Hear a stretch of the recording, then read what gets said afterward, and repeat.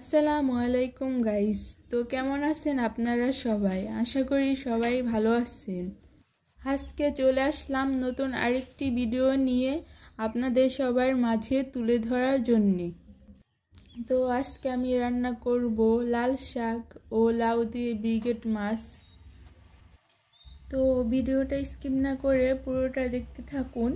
আর ভিডিওটা যদি ভালো লেগে থাকে অবশ্যই একটি লাইক করে দিবেন। আর আমাদের চ্যানেলে যদি নতুন হয়ে থাকেন অবশ্যই চ্যানেলটি সাবস্ক্রাইব করে দিবেন এরকম আরও নতুন নতুন ভিডিও পাওয়ার জন্য। তো আমি এখানে কড়াইতে লাল শাকটা দিয়ে দিয়েছি, লাল শাকের ভিতরে লবণ দিয়ে দিয়েছি। এভাবে আমি ঢেকে ঢেকে লাল শাকটা ভালো করে ভাপিয়ে নিব। এই পর্যায়ে আমি পেঁয়াজ মরিচ দিয়ে দিব।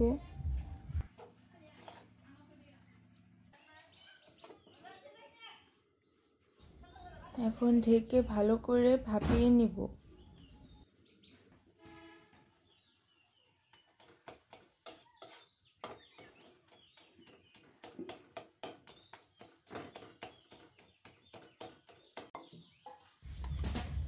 শাকটা ভাপ দেওয়া শেষ, এখন আমি একটি বাটিতে তুলে নিব।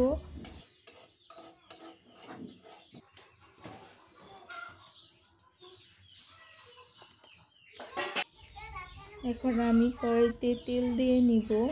তেল দিয়ে ভালো করে তেলটা গরম করে তার ভেতর একটু শুকনো মরিচ দিয়ে কিছুক্ষণ ভেজে রসুন কুচি দিয়ে দেব।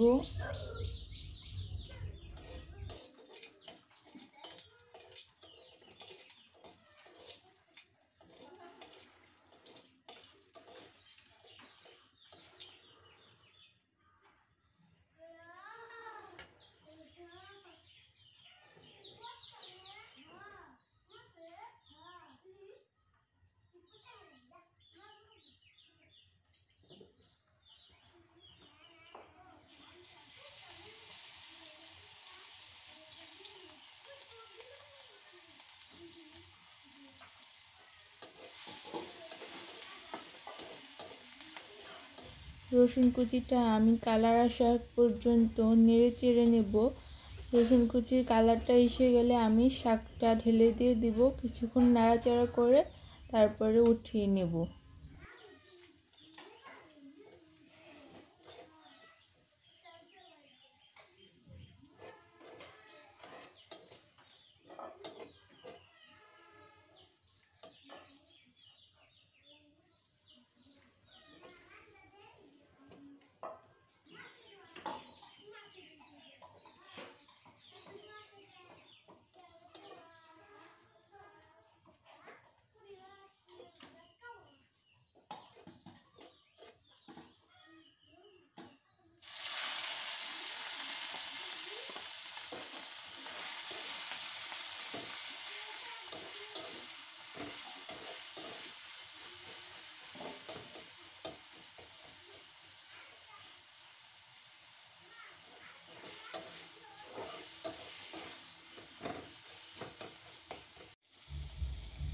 শাক রান্না করা শেষ, এখন আমি ব্রিগেড মাছটা ভালো করে ভেজে নিচ্ছি কালার করে। ব্রিগেড মাছটা আমি হলুদ গুঁড়ো, মরিচ গুঁড়ো, লবণ দিয়ে মেখে রেখেছিলাম। মাছটা ভাজা শেষ, একটি বাটিতে তুলে নিয়ে এখন আমি তেলের ভিতরে পেঁয়াজ মরিচ দিয়ে দেব। পেঁয়াজ মরিচটা ভালো করে ভেজে নিয়ে তারপর আদা রসুন জিরে বাটা দিয়ে দিব।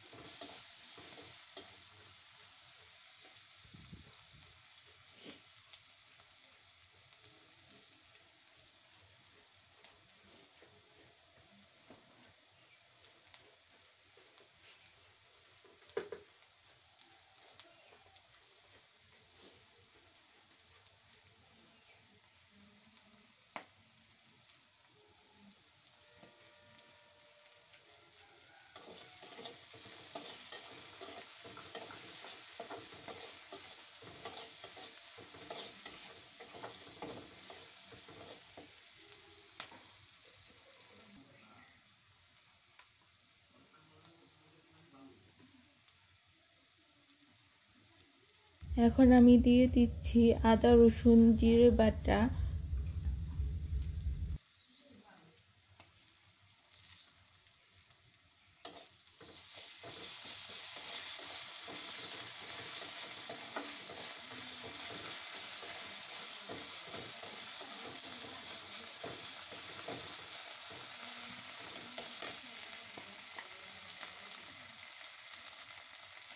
কিছুক্ষণ নাড়াচাড়া করার পর এখন দিয়ে দিচ্ছি হলুদ গুঁড়ো।